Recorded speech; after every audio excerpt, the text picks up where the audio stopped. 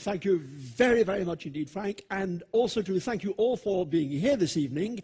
And may I say what an enormous honour I sense in being asked to speak on this subject, which is, after all, the 300th anniversary of the final topping out of St. Paul's, which was half a century in building nearly, and to look at the world around it. And as it's rather warm, I hope you don't mind if I take my coat off. I thought it was at least appropriate and correct, and especially for St. George's Day, to actually start with my jacket on. But if I now may take it off, thank you very much indeed. I'm not, of course, really going to say much about the architecture. That's not really strictly my area. And, of course, my very, very good friend, Professor Michael Cooper, is the real expert on the architecture of the period. What I want to look at is the wider cultural world. And what is the heavenly Jerusalem? What did they think they were doing? And the very fact that these two men most clearly involved with not only St. Paul's, but the rebuilding of post-fire London, were both a pair of amateurs. Could you imagine it today if a major city was devastated in a 3-day-long event with a merciful, very, very, very small loss of life? It was thought that only 2 or 3 people actually died in the fire because it was at least slow enough that people would get away from it. But they would now appoint, let's say, a Cambridge astrophysicist and a professor of geometry to rebuild it. That is what they did in the 17th century. Neither man had served any kind of building training. They both came from what would be called the gentleman amateur architects tradition. They both, of course, were cultivated, knowledgeable of architecture. They knew their Vitruvius's treatises, his 10 treatises on architecture, like the back of his hand, Roman building. And basically, in a sort of wing and a prayer and a good dash of mathematics, they put London together. And they built a cathedral which rivaled that of St. Peter's in Rome. And whilst not wanting to look in too much detail at the technology involved in the building, I want to say something about the wider cultural technology of that age. Now, first of all, Robert Hooke and his work with St. Paul's straddles the old and the new, as I shall be coming to in a few moments. His very earliest works on St. Paul's, purely scientific experiments where he used the vast size of medieval St. Paul's, was, of course, in 1662-63, 5 years before the fire, 5 years before the great cathedral went down. And, of course, he is connected with the new one in various ways thereafter, not in a formal capacity, because, of course, Sir Christopher was doing it formally. But Robert Hooke became surveyor to the City of London. So one man, Sir Christopher Wren, was the architect to His Majesty King Charles II, in charge of all new buildings, most preeminently, of course, ecclesiastical ones, and to help to replace the 101 churches lost in the fire, including, of course, the National Cathedral. And then the other one, Robert Hooke, is responsible to the Mayor and Common Council of the city as city surveyor, for putting the city back together. Can you imagine, again, a man who is a geometry professor being required to redesign a major capital city, and especially to put it in accordance with new fire regulations? I would suspect that after the fire was the first time they realised that we have to do something about London so it's not going to go up again. And in many ways it survived until the Victorian age, until, of course, the great swathes of new chasms were cut into it to accommodate the railways for the great metropolitan railway stations in from the 1830s onwards. But first of all, what about the idea of redesigning a new Jerusalem? This has a lot to say about what England saw itself as in the 1660s. We had been through 18 years of extraordinary, traumatic and disturbing history. We'd had a civil war. We'd seen a monarch executed. We'd seen the so-called rule of the saints. And as I've suggested in my biography on Hooke, Hooke's distaste for Puritanism came, I suspect, not merely from the fact that his father was a high church Laudian clergyman on the Isle of Wight, but the fact that he was at Westminster School at the very time of the high Puritan Revolution, where literally from the school gates he would have seen the MPs going into St. Stephen's Chapel, of course where Parliament met in those days, to vote. He would have seen the saints, he would have seen Cromwell on horseback, and of course he may just have seen the execution of the king himself on the 30th of January 1649. We're told, of course, that Busby, the headmaster, made sure that all the boys were well locked in so they couldn't go and see it. But after all, he was only 200 yards up Whitehall. We do know that, however, his later friend Sam Pepys, the famous diarist, slunk off from St. Paul's to see it and left a vivid account of the execution. So that's the world we're talking of. It's a highly traumatized one. England had come through hellfire and fury and major national laceration by 1660, when the Royal Society was founded. And then, in 66, the city goes up. Between the 3rd and 5th of September, London burns fiercely. And there is a simple, massive, great, charred area from the Tower beyond to Ludgate Hill. And, of course, whether you could rebuild that or not, or whether you'd have to just desert it, and that was the end of the country, was even being debated at the time. What I think is indicative here is the immense vigour of the City of London. And as a historian of science, and particularly since the honour of being elected a Gresham Professor 5 years ago, I've become increasingly fascinated by the city, its wider cultural contributions, and the simple importance of wealth generation. Because, after all, science is not necessary.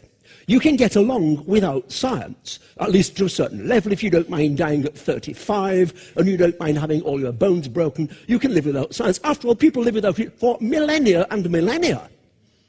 But before you can actually start patronising the necessary research out of which science comes, and which rarely ever has useful spin-off for at least a few decades, you have to be able to have what you might call the fat in the system to do it. You have to have the time, the leisure, the ingenuity, and the right social structures so that ingenious men, no women of course in those days, but ingenious men were able to do things which seemed outlandish, such as discover that the atmosphere has weight, discover that fleas have an anatomy as complicated as lions, to discover that there are 4 little moons going around Jupiter, and on and on and on. In anatomy, in astronomy, in medicine, in botany, in mechanics, in hydrostatics, and so on. And even at this early stage, there's a realization that there has to be a cross-fertilization of technologies. The air pump made by Hooke for Boyle in 1659 and first used in Oxford, first actually used, which discovered that air had weight and led to the heart of the discovery of the gas laws, would not have been possible but for vast technological improvements in gun-making. Because without the skill of boring accurate barrels, it would have been impossible to have made the cylinders of those air pumps.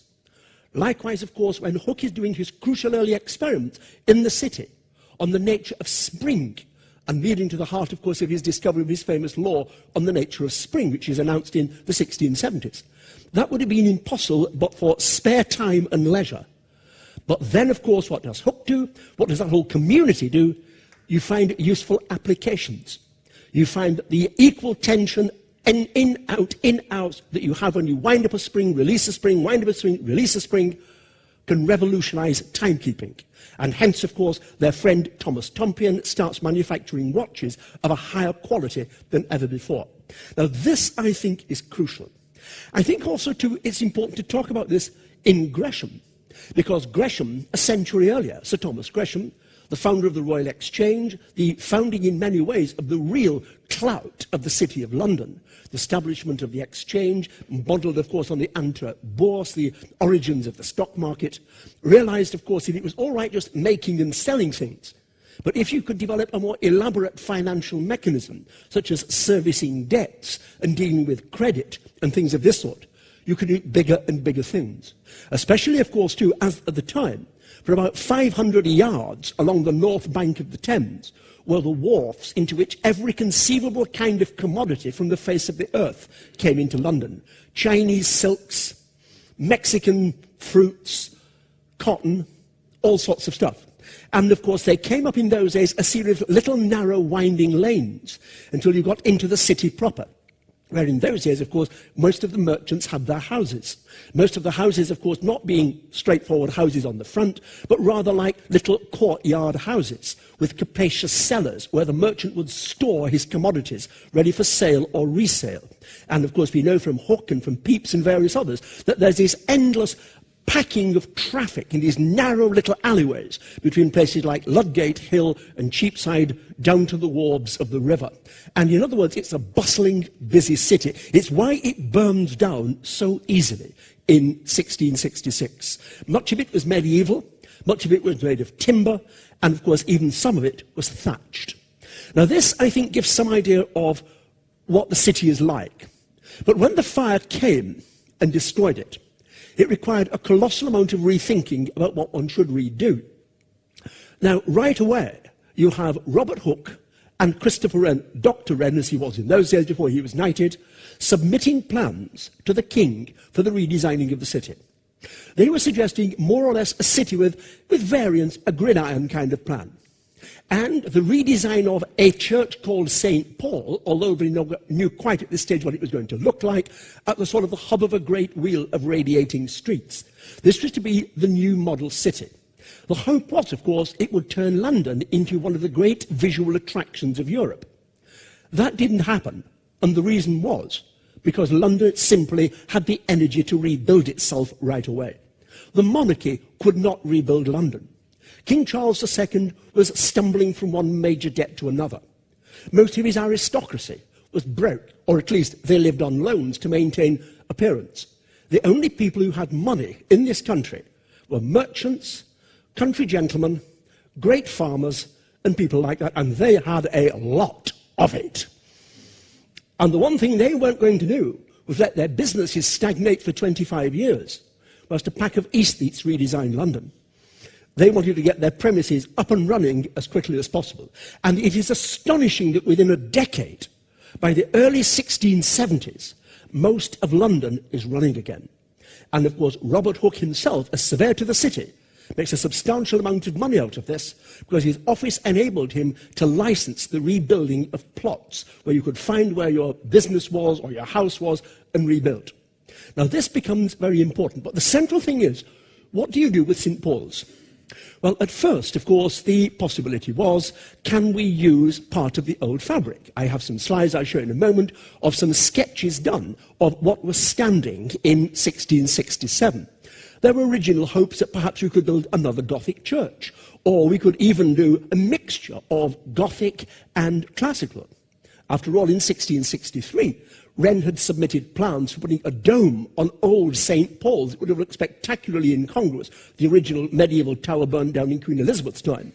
But in fact, these were ideas that were there. But then it came to be recognized that no, the walls are not strong enough. The massive heat damage of the fire has done so much damage to the structure. All you can do is flatten the site and start again.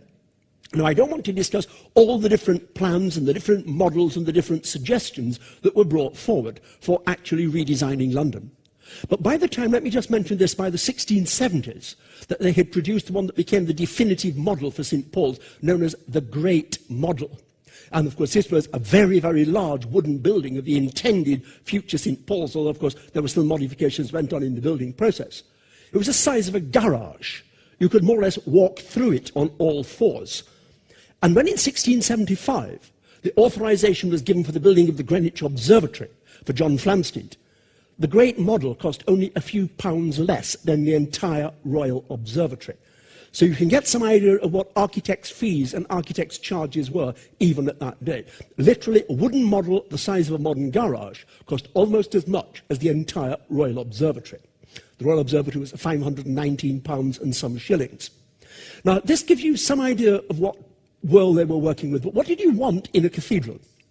Now, this is, of course, where the idea of the heavenly Jerusalem comes in. There was a growing sense at this time of England as a Protestant country.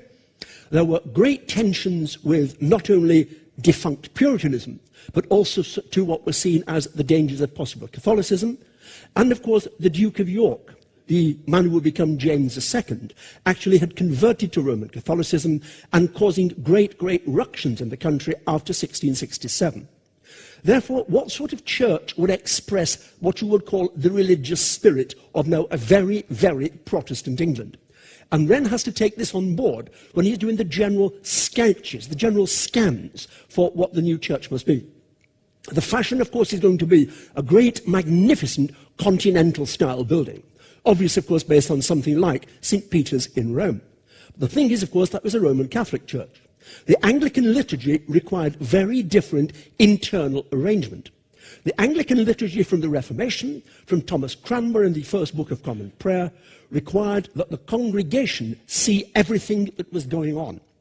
You therefore need a church which is virtually like a football stadium inside, where you have the high altar, and you have the transept, and you have all the spectacular architecture above, but where everything is completely visible. You can't have baldacchinos, you can't have great elaborate screens.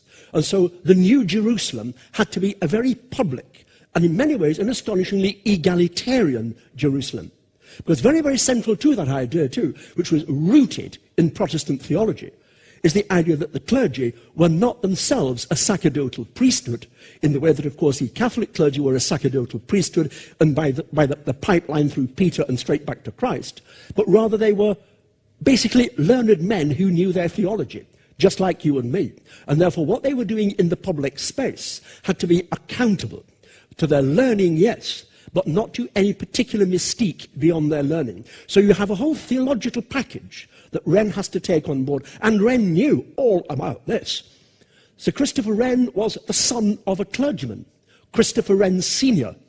His father had been rector of East Noyle in Wiltshire. And then in 1635, when Christopher is a baby of 3, he becomes Dean of the Chapel Royal at Windsor. This would have meant, therefore, that young Christopher would have met King Charles I, he would have met his queen, he would have met all the courtiers. As a little boy, living in the deanery, he would have met all the great figures of state. So he knew all about what was needed by Protestantism. Also, too, he had an uncle, Matthew, who became Bishop of Ely, who suffered heavily under the Puritans and was actually endured 20 years in jail during the Puritan time. And so therefore Christopher Wren is not just an architect, he's not just a scientist. He doesn't just simply come to, well, this is the building you want and how to put it up. He understood all the theology that was required, that said what will be done in this space. And of course this was for a New Jerusalem. Protestantism saw itself as a New Jerusalem. And it's not for nothing that John Bunyan's Pilgrim's Progress comes rolling off the presses exactly at this time, in the 1660s. Yes, it wasn't Anglican, it was Baptist, but nonetheless the idea of a New Jerusalem, the crossing the Jordan, the nation's rebirth, mankind's rebirth in Protestantism, that's the baggage, that's the whole mass of body of ideas they're playing with. So it's not just building a beautiful church that will make everybody's jaw drop. It is to combine the finest classicism with rock-solid Protestant theology. And that, of course, is at the very heart of this vision of a New Jerusalem. Now, Robert Hooke, where does he come from? And I want to really talk primarily about these two gentlemen this afternoon because they were lifelong friends, having met at Oxford in the 1650s, and friendship retaining with them until Hooke's death in 1703. Hooke came from a very similar kind of theological background, although his father was not as wealthy or as distinguished as that of Christopher Wren Senior. He was born at Freshwater on the Isle of Wight in 1635. He was 3 years younger than Wren. His father was perpetual curate of the parish, and you may wonder, how does he actually get all the connections to get to where he's going? Well, I think I can probably suggest a number of things which I've been able to find out through ecclesiastical records. When his father dies in 1648, John Hooke, the Reverend John Hooke, he's not badly off. The idea that he's a poor man is wrong. He lives several £100s and some good acreage on the Isle of Wight, so they're not poor. They're sort of minor gentry in that bracket. But the key thing is with him, how do you then get your son moving? 1648 was the time when the Second Civil War was beginning to end. When King Charles I was about to be tried and executed in January 49, and Mr. Hooke dies in October 48, at one of the most turbulent constitutional times in British history. We have a king going on trial, and almost certainly they'll execute him. Now that is pretty radical. He dies. Some reason or other, Robert Hooke ends up in London. The other thing is, how does he do this? Well, the rector, the man who actually owned the advowson of Freshwater at that time, is the Reverend Cardell Goodman. The Reverend Cardell Goodman is mentioned several times by Hooke in his later life as his father's friend and patron. Cardinal Goodman had been at Westminster. He'd been at Christ Church in Oxford. And who had been Cardinal Goodman's predecessor on the Isle of Wight at Freshwater? The Reverend Dr. Samuel Fell. The Reverend Dr. Samuel Fell, ex-Westminster, and now Dean of Christ Church. And I think you had a sort of high church Laudian, what you might call underground railway, in these troubled Puritan times, saying, well, Mr. Hook's dead, he's got a very, very bright lad, we don't want the Puritans to get their mitts on him, let's secret him off to Busby at Westminster, who was doing a wonderful balancing act in just pleasing everybody at that time. Then after that, get him to Christ Church, which is exactly the route he follows. Now, I think it's this connection between Freshwater, Westminster, and Oxford that, as it were, provides the road that Robert Hooke's career goes on. Once he's there, of course, his career takes off. Now, what would be the status of architecture in a gentleman's education at that time?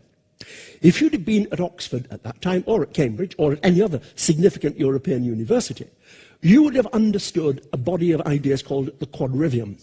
These would have been 4 mathematically related disciplines. They would have included astronomy, geometry, arithmetic, and music.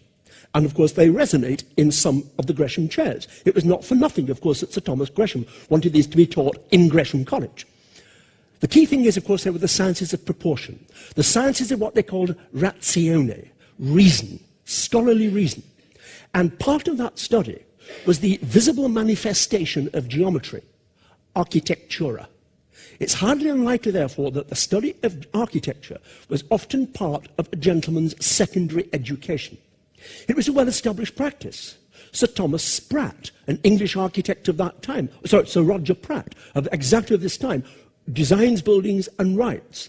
Also, too, you have a number of people like Inigo Jones working in the classical tradition in England, trying to bring in the classical tradition from Italy and somehow absorb it with the existing earlier Gothic tradition. So the idea, therefore, of a gentleman being fascinated by building doesn't mean necessarily that Hooke could necessarily put a brick upon a brick, but he could understand the proportions, the mathematics, the whole vocabulary of architecture, which, of course, he would have got from Pollio Vitruvius, about 40 AD's Architectura in Decem Libre, architecture in 10 books, available in Latin and easily understandable to somebody like Hooke and Wren. This is how you get 2 amateurs redesigning London. Now, what kind of things were they doing scientifically? Because I want you to look at Hooke and Wren as scientific figures. Well, the one central thing is that astronomy, mechanics, and all the arts of optics and horology were undergoing rapid changes at this time. And how do these click in to the nature of St. Paul's? Well, I would say the significant thing with Hooke at first is not the St. Paul's we all know and love. It was its predecessor that burned down. In 1662, when he's one of the early fellows, or still not at this stage a full fellow of the Royal Society, but he's attending Royal Society meetings shortly before he's elected to the curatorship of experiments and to fellowship in 1663. He is conducting a series of experiments inspired by Sir Francis Bacon, his treatise Novum Organum, 1620. And these were about gravity. Of course, we all believe that Isaac Newton discovered gravity. Newton, of course, in Principia, discovers the laws that gravity obey. But the idea of gravity was a concept in general usage and widely spoken of amongst physicists, astronomers, and mechanics of that day. Simply gravitas, the Latin word for being heavy. How does heaviness change? Why do things fall? Why do they roll? And so on. Galileo, of course, in his treatise on the new sciences in 1630, does a major study there. But the question is, does gravity get weaker with distance? And Hooke wants to determine this, because Hooke wants to find out if, for instance, you are further and further away from the sun, is this the reason why the planets go more slowly? Is the reason why that Mercury, for instance, goes around the sun in 88 days and Jupiter takes 12 years have anything to do with their distances from the sun, that somehow this force is getting weaker in a mathematical relationship? Now, Hooke is a consummate experimentalist. How do you determine this? He sets up an experiment in the high roof vaults of Old St. Paul's, where he says he had a 90-foot dead drop. He set up a fine balance, a fine apothecary's balance, as it were. If this is the ledge, overhanging the ledge with a 90-foot drop down there. He has 2 3-pound iron weights, and they're weighed exactly at ground level. Similarly with pieces of string. He then takes them up there and has a device for holding them over. One weight is kept round up in the pan, the other one is allowed to fall gently till it almost touches the cathedral floor. He wants to find if 3 pounds is going to weigh heavier 90 feet closer to the centre of the earth than up in the air. Now that's brilliant, inspired thinkings in terms of physics experimentation. He actually finds that it's a bit heavier. But he's a good enough scientist to say this. First of all, the air of London is damp, and the string might have absorbed moisture, which therefore would tip the balance a bit more. Likewise, too, in the vast space of the cathedral, it's quite likely that moving air currents would have just played on the string. But nonetheless, he thought that there was a mathematical relationship even over 90 feet. During 1665, during the year of the Great Plague, when the Royal Society left London and went to reside, in fact, at a great house called Durden's just on the Suffolk Downs, he then found a 360-foot deep well. And he repeated the experiment underground. In other words, if you drop the weight below the ground, is it going to be the same as if you drop it in a great church above the ground? He came to the same conclusion, but realized, of course, that inside a well, there's so much air movement, you couldn't be sure. But that shows you where the experimental mentality is coming from.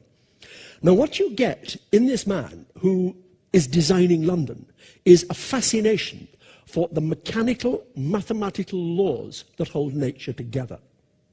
Wren shares them entirely, and let us not forget, both were Gresham professors.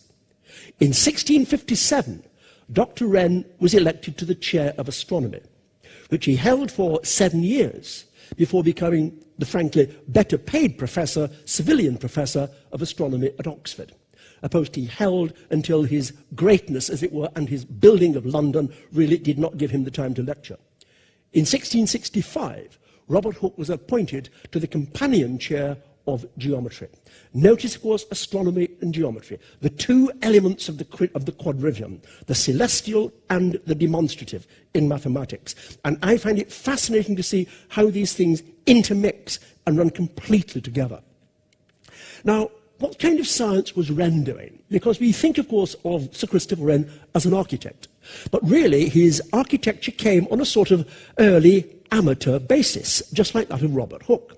And we don't know what they swapped amongst each other in the early days, before Hooke was keeping his diary and no letters survive in the 1660s. But as these two men had met at Oxford, as protégés of Dr. Wilkins at my college, at Wadham College, we just don't know what they had said to each other, but certainly an established lifelong friendship was already there. Wren, though, is very concerned with optics. He was particularly interested in trying to improve the telescope, and after 1649, started to do experiments trying to resolve the nature of Saturn. Now, bearing in mind, 1649, he's still only a teenager.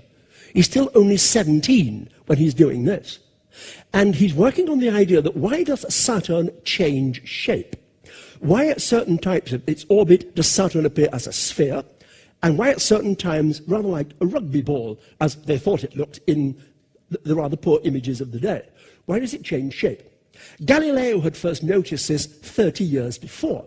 And of course, Galileo had announced this in a famous anagram to learned Europe in Latin, which was eventually cracked, and states this: Saturn hath devoured his children. What exactly does that mean? Well, if you read Hesiod's Theogony, about 700 BC, the origins of the Greek gods, probably the first book to write what you would call theology, to examine what they thought their gods and goddesses were, by Hesiod, who was a Greek of 700 odd BC. You get the story of all the gods, where most of the Greek myths come from. And Saturn is the old mad god who devours his sons alive. So therefore, and also too, I may say, if you visit the, I think it's the Prado in Madrid, this great Goya painting of that very, very factory, it hits you as you go in, this lunatic god with a grey beard eating a man. And of course, when Galileo therefore announces this idea that Saturn hath devoured his children, it would have been instantly recognizable as a parallel in learned Europe. Why is Saturn gobbling something up and regurgitating it? The question is what? Wren tries to make some models of Saturn. And we know he has what he calls pasteboard, where he tries to make various things around a sphere and changing shapes as a way of looking at particular light, where he knew, of course, he would be modeling it in sunlight so that the sun will be coming at the same angle that Saturn will be getting it in the sky, and trying to work it out. Of course, the problem was eventually solved in 1655 by Christian Huygens in The Hague, probably simply because of better telescope technology.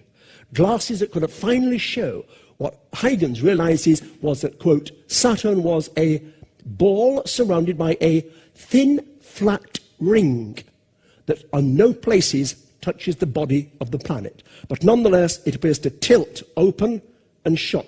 When Saturn has devoured his children, we see the rings edge on, hence we don't see them at all. And of course, when Saturn has his children, you see the rugby ball shape, these sort of things stuck on the side of Saturn. Now, this is where he's coming from. But also, too, Wren is a consummate mathematician. And another thing was greatly fascinating them as well, the shape of geometrical curves. Hooke shared this fascination as well, particularly the mathematics of what they called the cycloid. Now, the cycloid is a particular, beautiful, elegant mathematical shape. They wanted to know how it was actually produced, what its mathematical properties were, and they immediately recognized as well that it would be important for clockmakers, because the curves of cycloids were so elegant that if you made teeth with cycloidal curves, they would mesh perfectly and never jam and just slide off each other. So you don't only analyze a problem in abstract geometry, you think, how can I apply it to horology as well? And this way of thinking is deeply there. Now, Wren would have lectured on these things to Gresham. These would have been the things he gave in the audiences where people could have walked in.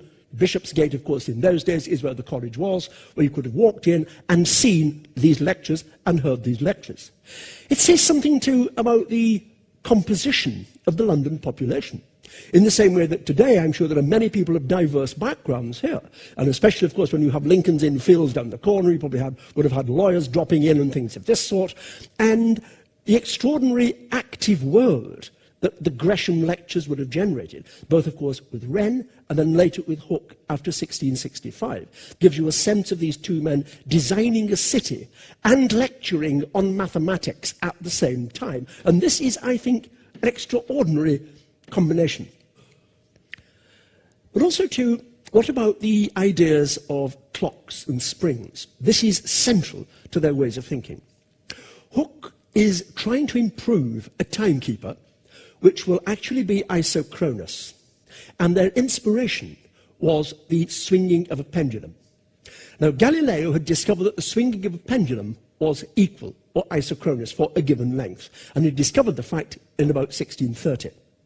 Then Christian Huygens, again in The Hague, employs Solomon Coster, a Dutch clockmaker, to work out a mechanism by where these pendulums could be attached to a piece of clockwork. This revolutionizes horology. And the idea was that instead of just simply having a spring or a weight that was turning a body of wheels and having a fairly crude escapement as they had before, it would sort of rock, clack, clack, clack, clack, like that, and eventually you had metal bouncing off metal, which of course can vary depending on temperature and humidity and things of this sort. If you now have a physics principle controlling it, isochronism, then you can revolutionize timekeeping. Now, this itself not only fascinates Hooke, but also takes him into realms of physics experimentation, which again returns him to St. Paul's, old St. Paul's. What he wants to know is, how long can you make pendulums and determine their swing? Well, of course, from the very top of the tower, if you went up there, you had about 200 feet above London. And he found there you could have a drop of about 50 feet, about 100 feet to the leads of the cathedral. He experiments with very long pendulums. But then, too, he experiments with what he calls conical pendulums. And these are particularly curious. Now, if you take a piece of string, and this was first discovered by Jeremiah Horrocks 30 years before, about 1638, and you have a piece of string, and you have anything tied on the end of it that's fairly heavy to give it some tension, and you just throw it, it won't do that. It will describe not a circle, but an ellipse. And then the ellipse will, as it were, if you started off doing that, it will then precess like that, totally on its own. Why does the pendulum do this? And why, if you want it to keep time in a clock, do you have to put what we call cycloidal cheeks to just keep it going in one direction? Now, what they're asking in terms of physics, is this caused by the Earth's rotation? Is it caused by literally the Earth is moving beneath us? And also, too, is the Earth's pull on the bob of the pendulum analogous to the pull of the sun on the planets, and hence generating automatically an elliptical motion?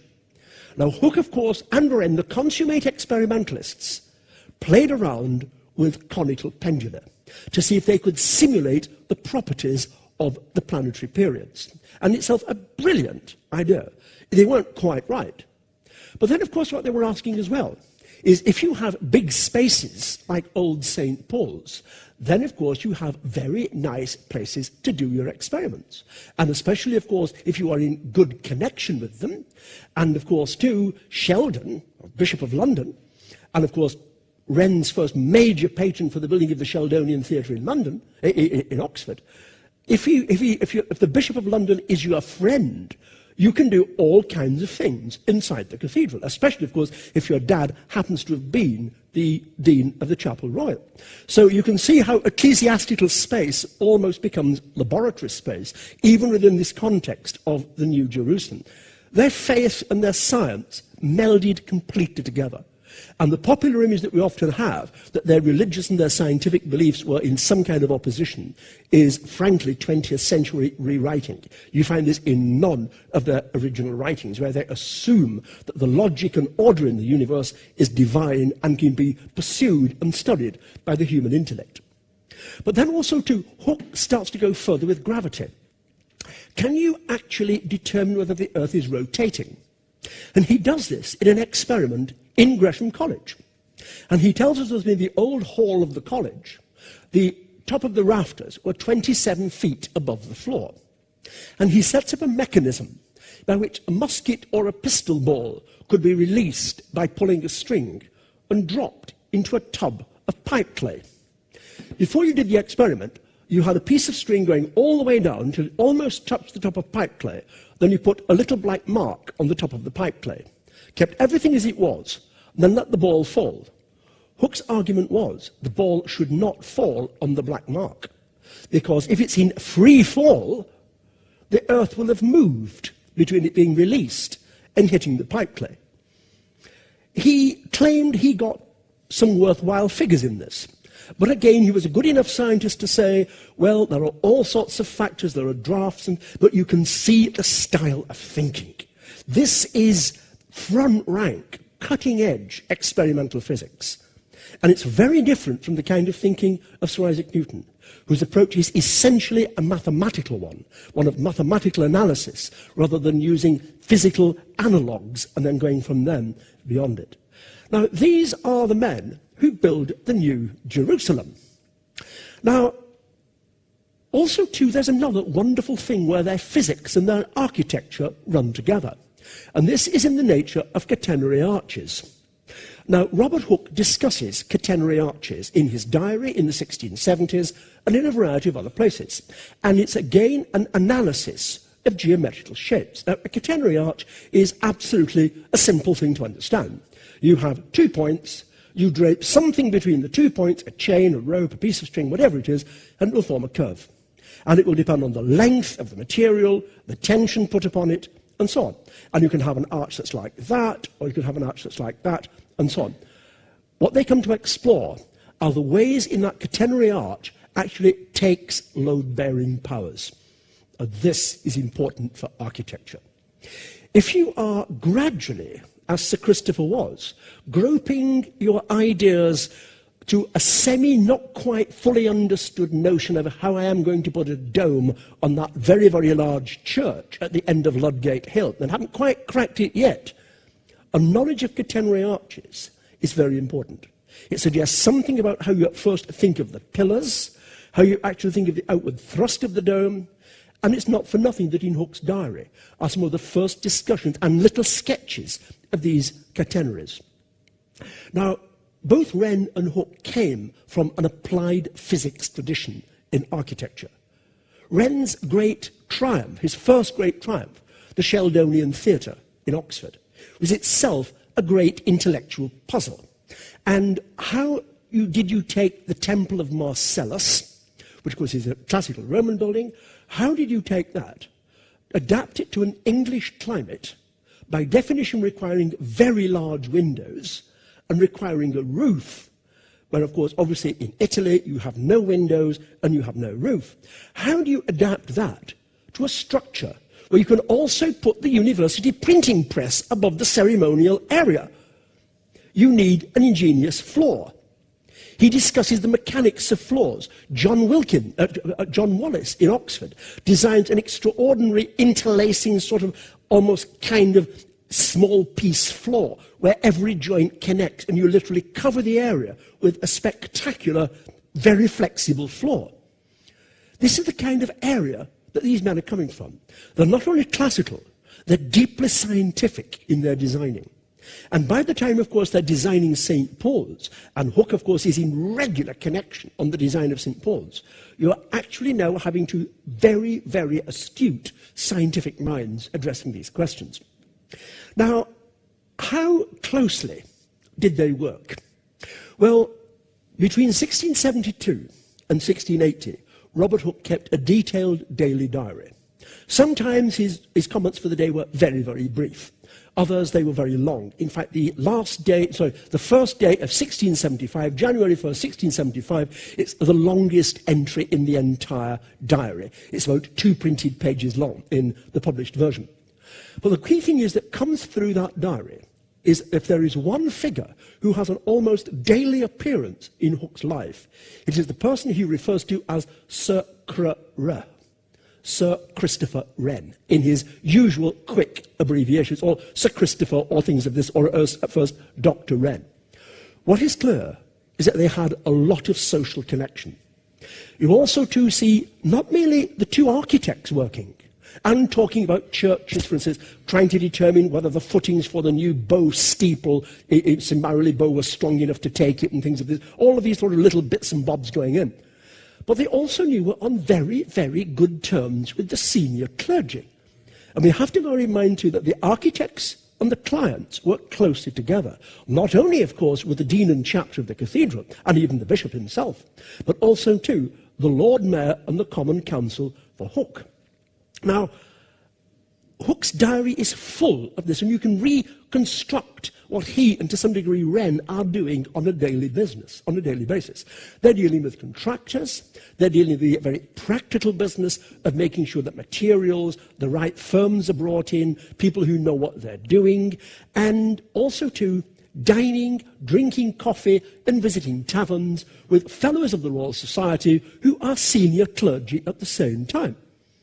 Now, this is another thing which comes up with St. Paul's, the who's who in the cathedral at that time.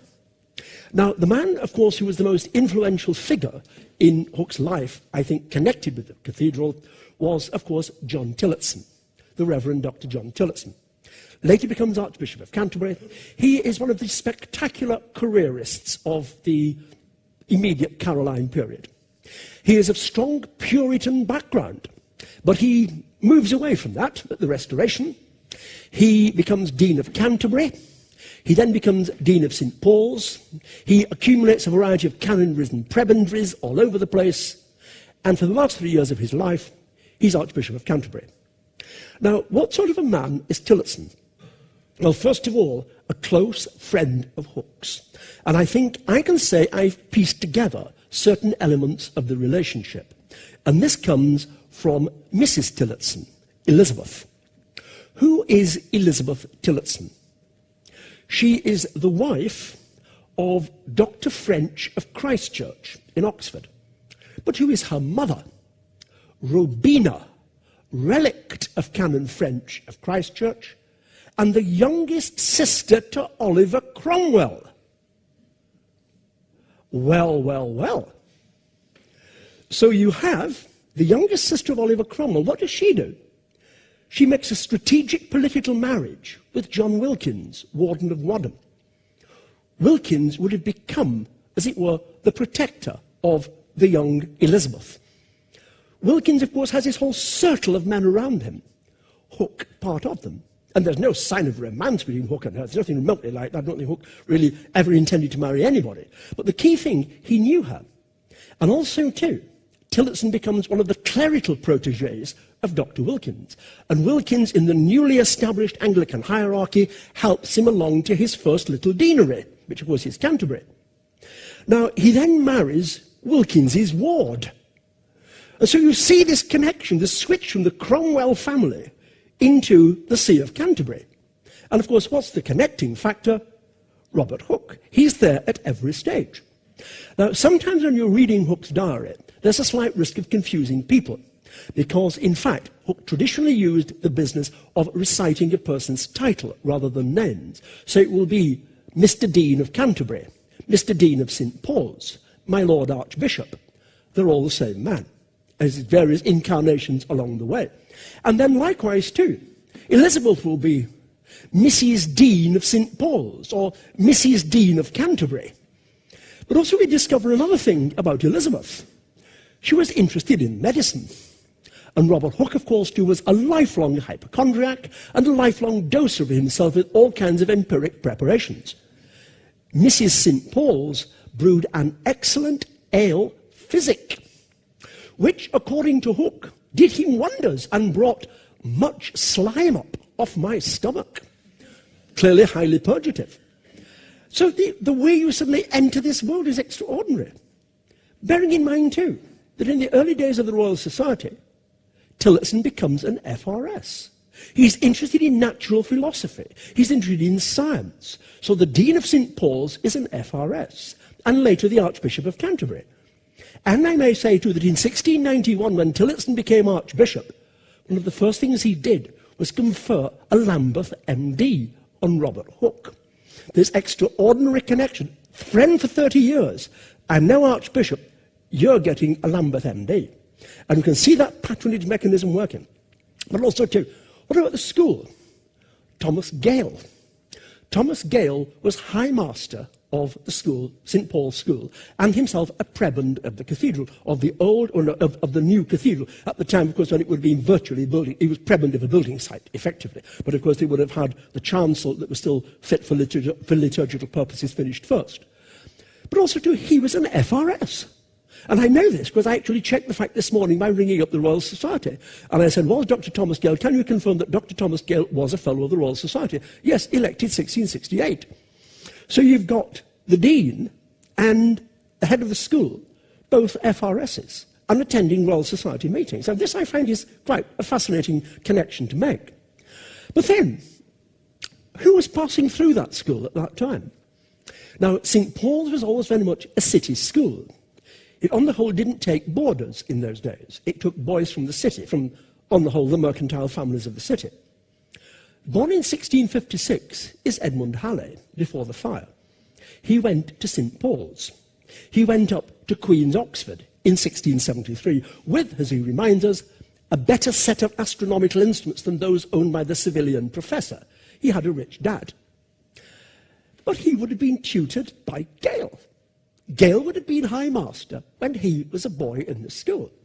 Now, a figure who then carries on the astronomical tradition from St. Paul's into the 18th century, and of course, too, bearing in mind Halley dies in 1742 at the age of 86, you can see how this remarkable tradition moves of engineering, experimental science, theology, mechanics, and of course, all part of what they saw as the New Jerusalem.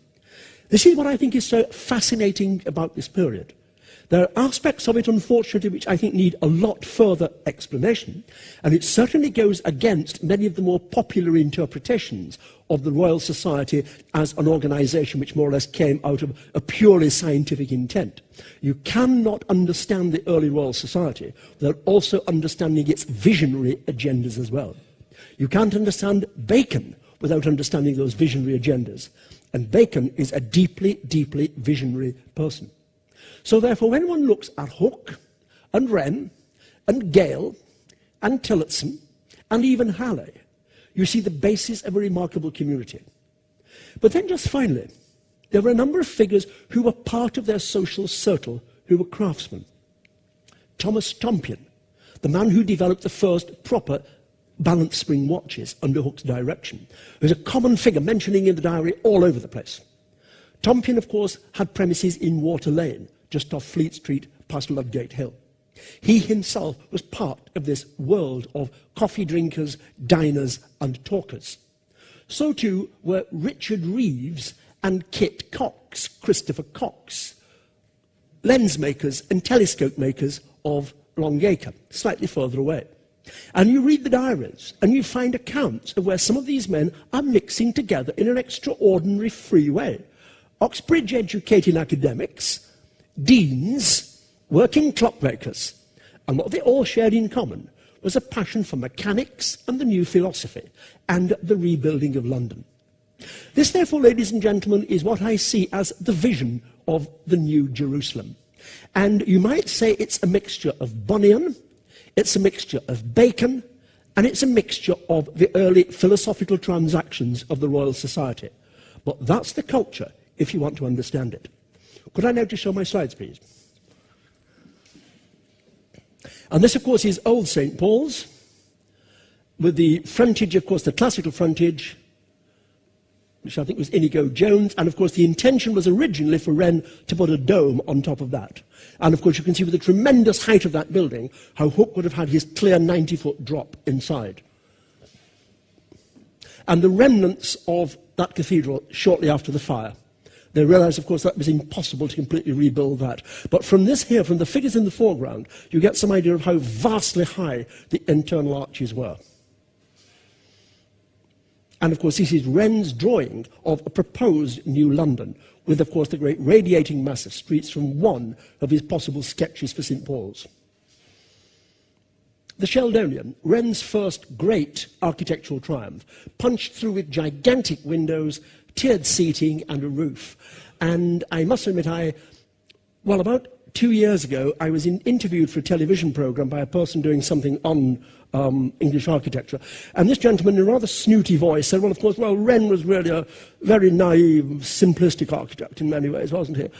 And I said, well, when you look at this, it's one of the great engineering triumphs of the day. How do you roof a Roman amphitheatre, adapt it to the dark light of an English winter, when, of course, most of the ceremonial was taking place? How do you then accommodate a heavy industrial complex just behind the balustrade? How do you call that naive? To which he didn't have a response.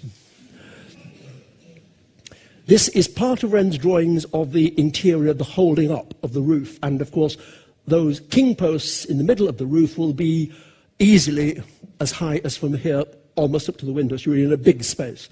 That's where the early university press was. And here is an early form of experimentation on catenary arches. This is from Trinity College Library, Cambridge. When, of course, Wren was doing Trinity College Library, all from here, I don't know whether that actually has a light, no, all from here would be below ground. But, of course, how do you take this tremendous weight, but you do it by building a great subterranean set of curves. So the downward thrust is not just dispersed, it goes through, as it were, a great ellipsoid. That was a brilliant piece of architectural geometry. And, of course, if you look at Trinity College Library, if you ask the porters nicely, they might give you a shovel, and you can dig up, and you can actually find the arches for yourselves. This is, of course, part of the final solved solution of how to put the dome on St. Paul's. You have, of course, in the lower part, the false dome, the one that you see, and then the great truncated cone in brick above it. And that truncated cone, a bit like a policeman's helmet, as it were, was then used as the base of a great wooden structure that kept up the dome proper. That was itself a brilliant piece of engineering. And, of course, another drawing of a similar picture. And, of course, the famous south front, the south transept, and the dome itself. And this is Canaletto's painting. This will be about 1760, something like that, of the frontage. Virtually unchanged as we find it today. Another Canaletto from the Inns of Court Gardens, showing, of course, in the days, of course, before skyscrapers, how St. Paul's utterly dominated the horizon. I have at home an early Victorian print of St. Paul's from Southwark, and it just literally escalates into the sky, unlike today, where, of course, it's buried between all sorts of modern buildings. And, of course, this is I think it's the Rubilach bust of Christopher Wren. And this is Rita Greer's wonderful reconstruction of Hook from very detailed descriptions of his face. The popular image of Hook as some kind of hunchback or things of this sort comes entirely out of modern, what I call socio-babble literature. It has nothing to do with the historical record. And what, in fact, Rita Greer did with this was to take the two descriptions by John Aubrey and Richard Waller, two men who knew him very well, and do a sort of police identikit structure of the face. We know he was a snazzy dresser. He tells us the amount of money he spent on fine brocade cloth, the nice things he had. And, of course, she dresses him as a gentleman at the age of about 45 in the correct clothes for about 1680. And I suspect that that's probably not too far from what he looked like. Gresham College, of course, the original foundation of where, of course, this place itself came from, in Bishopsgate. And, of course, Hook's microscope and various other apparatus as well. Why I put this in is because it relates directly to Hook's fascination and Wren's fascination with the architecture of nature, how the world works, how all the bits go. And the one thing which, to us, we probably lost because of a sense of wonder. They found that when you look through the telescope, you had a sense of the magnificence and the awe and the vastness of the universe that was telescopic. But then when you look through the microscope, you found structures in flies, in insects, in crystals that were just as perfect. And this suggested to them simply the Creator's designing hand. If there is such logic through the entire structure of nature, this was itself of wonder. And their idea of architecture of bricks and mortar comes from philosophical architecture of studying what they called the divine plan. Now, of course, this itself, you could almost think that was an aeroplane. This is Hook's drawing of the blue fly. He does extraordinary experiments with the blue fly to try to even determine the rate in which it beat its wings by calculating the buzz from a table of chords and coming to the idea that in 1 second, the note G required 262 vibrations a second from the buzz of the fly. So you go from there to even acoustic theory. And here's his sketch of one of his great telescopes. I think this is his 36-foot in the old quad at Gresham College. And here's his drawing of the moon. Now, his drawing of the moon is on the left. And some years ago, I got a friend who owns quite a substantial private observatory to photograph that crater. It's called the crater Hipparchus, at exactly the same stage as illumination. Now, if you consider the size of that crater, if you take the top of the drawing to the bottom of the drawing, it is 90 arc seconds. Now, you can therefore compare from the modern photograph the quality of the detail. I reckon that Hook's telescopes could show him details of about 2 or 3 arc seconds on the lunar surface. Now, this tells us something about the available technology.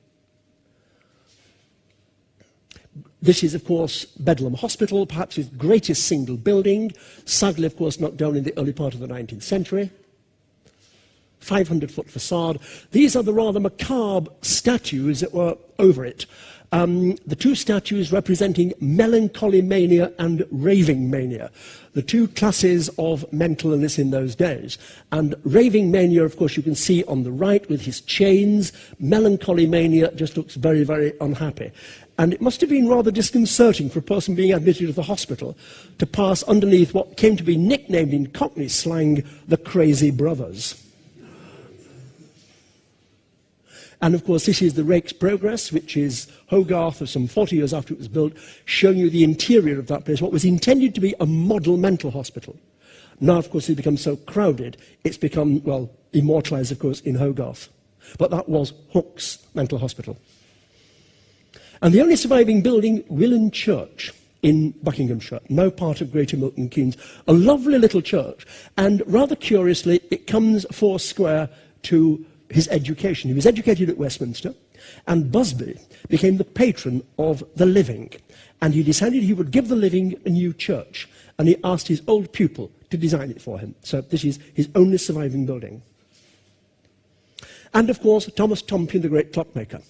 Now, I mentioned that you had Tompion and these people all coming together in very, very convivial sessions. You may think in perhaps more certain types of thinking, well, you wouldn't have clockmakers mixing with bishops, would you? No, it doesn't work like that. It was a much more open world. Now, when you look at him, if you didn't know he was a clockmaker, you could think he was a member of parliament or a bishop, something like that. And these people didn't go around in rags grunting. And when you collect the pictures, and I made a particular study of 18th century London craftsmen, particularly ones in the clock trades and things of this sort, and you look at, let's say, his successor, George Graham could have been a banker. And you find a confidence and an elegance.